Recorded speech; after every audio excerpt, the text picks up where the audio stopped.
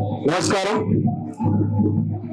2014 ముందు తెలంగాణ రాష్ట్రం రాకముందు కూడా విద్యార్థి ఉద్యమకారులుగా మేమందరం కూడా తెలంగాణ ఉద్యమం ఉండేది.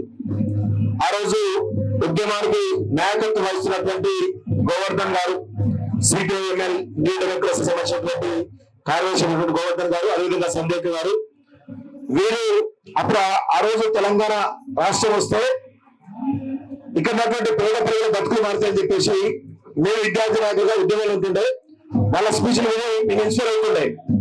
తెలంగాణ వచ్చి దాదాపు 12 సంవత్సరాలు అవుతా ఉంది. ఇప్పటి వరకు కూడా తెలంగాణ రాష్ట్ర ప్రజల బ్రతుకులు ఇంకా మారలేదు. మారకపోగా ఈరోజు వెలుగుమట్ల లాంటి ఘటనలు కావచ్చు, లేకపోతే ఇంకా చాలా రకాల ఘటనలు హైదరాబాద్ తోటి పేద ప్రజల బతుకులు ఎట్లా కూర్చున్నాయో మనందరం కూడా చూస్తున్నాం. మల్లన్న సాగర్ నుంచి మొదలు పెట్టుకుంటే, కాళేశ్వరంలో ఉన్నటువంటి ఆ నిర్మాణ మొదలు పెట్టుకుంటే, తెలంగాణ వచ్చినాక తెలంగాణ బతుకులు బాగుపడాల్సిందే ఇంకా చాలా వ్యర్థంగా దయనీయంగా తయారవుతున్నటువంటి పరిస్థితి మనందరూ కూడా గమనించాలి. ఫిబ్రవరి 24 గత 2 నెలల క్రితం వెలుగుమట్లలో 2000 మంది పోలీసులు చాలా దుర్మార్గంగా అక్కడ ఉన్నటువంటి పొంగులేటి శ్రీనివాసరెడ్డి కావచ్చు, తుమ్మల నాగేశ్వరరావు కావచ్చు, బట్టి విక్రమార్క, ఈ 3 మంత్రుల ఆధ్వర్యంలో నేతృత్వంలో పేదల ప్రభుత్వం మాది, ప్రజా ప్రభుత్వం మాది అని చెప్పుకున్నటువంటి ఈ యొక్క కాంగ్రెస్ ప్రభుత్వం చాలా తెలివిగా, చాలా దుర్మార్గంగా పేద ప్రజలను గురించింది. దీని వెనకాల రేవంత్ రెడ్డి పాత్ర ఉంటుంది, దీని వెనకాల వేమనారాయణ రెడ్డి పాత్ర ఉంటుంది, దీని వెనకాల చంద్రబాబు నాయుడు పాత్ర కూడా ఉన్నది అనే విషయాన్ని గ్రహించాలి. ఎందుకు అంటే తుమ్మల నాగేశ్వరరావు సంబంధించినటువంటి అనుచరులు ఎవరైతే ఉన్నారో వీళ్ళందరూ కూడా తుమ్మల నాగేశ్వరరావు ఆదేశాలతోటి చంద్రబాబు నాయుడు పిఏ దగ్గరికి పోయి మాట్లాడితే, చంద్రబాబు నాయుడు పిఏ నుంచి వేమనారాయణ కాలుస్తే, వేమనారాయణ ఆదేశాలతోటి ఈరోజు అంతా కూడా జరిగింది. పొంగులేటి శ్రీనివాసరెడ్డికి నాకు తెలియదని చెప్తున్నప్పుడు కూడా పొంగులేటి శ్రీనివాసరెడ్డి పర్యవేక్షణ అనేది అంతా జరిగిందనేది మనందరం కూడా గ్రహించాలి. సో ఇంత పెద్ద దుర్మార్గం జరిగింది మీ యొక్క భూముల మీద. మేము స్పష్టంగా చెప్తున్నాం, చాలా క్లియర్ గా 62 ఎకరాల భూమి అని ఆధారాలతో సహా మేము భావిస్తా ఉన్నాం.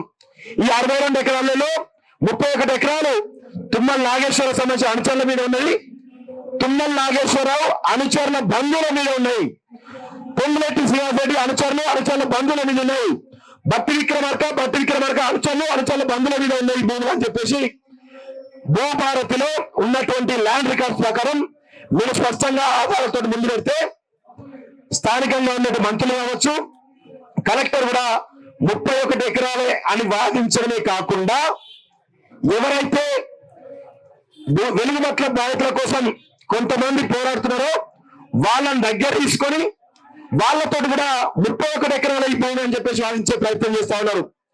అంటే వీళ్ళ భూములకు సంబంధించి, మీ భూములకు సంబంధించి ప్రభుత్వం నుండి చాలా పెద్ద కుట్ర జరుగుతా ఉంది. ఇది నిజాయితీ కమిటీ ఓపీడీఆర్ ఆధ్వర్యంలో ఇక్కడ జతిన్ సార్ గారు, డాక్టర్ జతిన్ గారు మీరు ఓపీడీఆర్ ఆధ్వర్యంలో 12 సంవత్సరాల నుంచే ఈ భూముల పేరు పోరాటం చేస్తున్నారు. చాలా స్పష్టంగా వీళ్ళు నిజాయితీ కమిటీ వేసి ఆ నిజంగా కమిటీలో భాగంగా 62 ఎకరాల భూమి అని చెప్పేసి ఓపీడీఆర్ అదేవిధంగా గ్రామీణ ప్రజా సంఘం వారు చెప్పడం జరిగింది.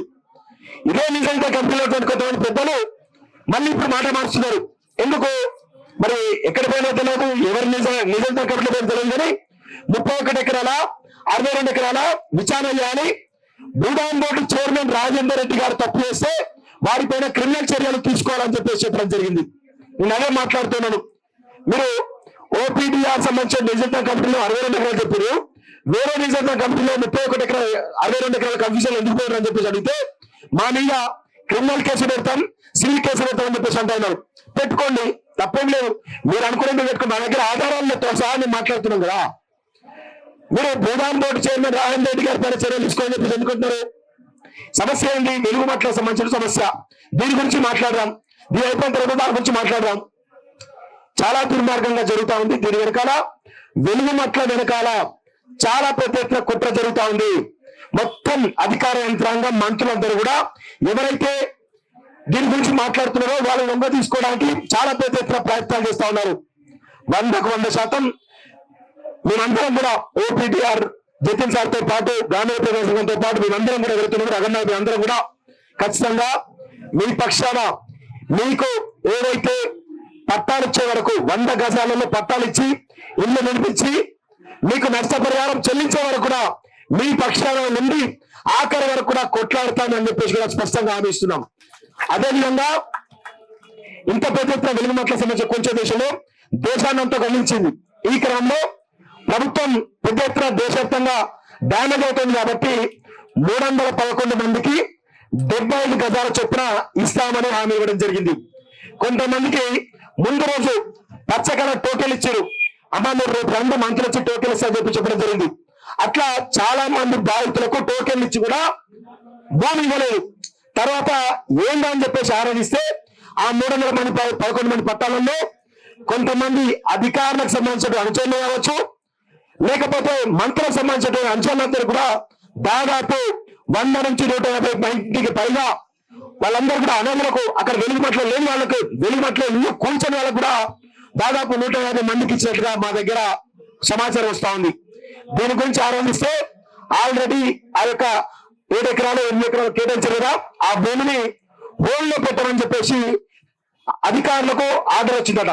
మరి ఎందుకు ఆపేంటారు అనేది స్పష్టంగా మేము వేదిక మీద నుంచి అడుగుతున్నాం. అంటే ఖచ్చితంగా అక్కడ పెద్ద ఎత్తున అక్రమాలు జరుగుతున్నాయని చాలా స్పష్టంగా అర్థమవుతుంది కదా, అందుకే వాటిని ఆపమని చెప్పేసి మంత్రులు అధికారులు చెప్తున్నట్టుగా సమాచారం వస్తా ఉంది. సో ఇంత పెద్ద ఎత్తున దుర్మార్గం జరుగుతూ ఉంది. మీరు ఇచ్చేదే 75 గజాలు, మేము అడిగేది స్పష్టంగా 100 గజాలలో వాళ్ళకు ఇల్లు కట్టి సకల సౌకర్యాలు ఇచ్చి వాళ్ళు కోల్పోయినటువంటి నష్టాన్ని ఇవ్వాలని చెప్పేసి మేము కోరుతా ఉంటే 311 మందికి పరిపాలిస్తూ అదేవిధంగా అనర్హకి ఇస్తూ ఈరోజు దుర్మార్గంగా 75 గజాలు ఇస్తామని చెప్తుంటే ఈరోజు ఎక్కడ నవ్వాలో అర్థం కాని పరిస్థితి కనబడతా ఉంది. రేవంత్ రెడ్డి ప్రభుత్వం కేరళ పోయి ప్రచారం చేస్తా ఉన్నారు. మాది ప్రజాప్రభుత్వం అంటే అక్కడ పినరాయి విజయన్ గారు చాలా స్పష్టంగా ఇది ప్రజాప్రభుత్వం కాదు, పేదల ఇళ్లను కూల్చోవడం ప్రభుత్వం చెప్పేసి కేరళలో పెద్ద ఎత్తున ప్రచారం జరుగుతూ ఉంది. ఇంత పెద్ద ఎత్తున తెలంగాణ ప్రభుత్వం యొక్క పరువు పోతా ఉంటే కనీసం సిగ్గు ఎగ్గు లేకుండా రేవంత్ రెడ్డి పినరాయి విజయన్ ని మోడీకి శిష్యుడు అని చెప్పేసి పినరాయి విజయన్ గాడ్ ఫాదర్ మోడీ అని చెప్తా ఉన్నారు.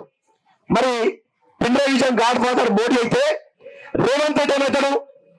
రేవంత్ రెడ్డి మోడీ ఇద్దరు గురు శిష్యులే కదా, చోటాబాయ్ బడేబాయ్ అని చెప్పేసి రేవంత్ రెడ్డి చెప్పింది కదా. అంటే ఇద్దరి మధ్యలోనూ జరుగుతా ఉన్నటువంటి లాలు చూడండి, ఇటు కాంగ్రెస్ ప్రభుత్వం అటు బీజేపీ ప్రభుత్వం, కానీ మోడీ శిష్యుడు రేవంత్ రెడ్డి. ఇటు బీజేపీ నాయకులకు సంబంధించినటువంటి దాని లావాదేవీలు అన్నట్లుగా రేవంత్ రెడ్డి వాళ్ళకు ఫ్రీ హ్యాండ్ ఇచ్చేస్తా ఉంటాడు. గిరి జరుగుతున్నటువంటి పరిస్థితి. అన్ని పార్టీలు కూడా ఏకమైన మీ పైన పెద్ద ఎత్తున కుట్ర చేయడానికి అన్ని పార్టీలు ఏకమవుతున్నాయి. దయచేసి ఎవరైతే ప్రజల కోసం మీకోసం పనిచేస్తున్నారో వాళ్ళేవో గుర్తించి వాళ్ళ పక్షాన ఉండి మీరు కనుక పోరాడితే ఖచ్చితంగా మీకు న్యాయం జరుగుతుందని చెప్పేసి కూడా మరొకసారి స్పష్టం చేస్తూ నాకు ఈ అవకాశం ఇచ్చిన అందరూ కూడా ధన్యవాదాలు. జై తెలంగాణ.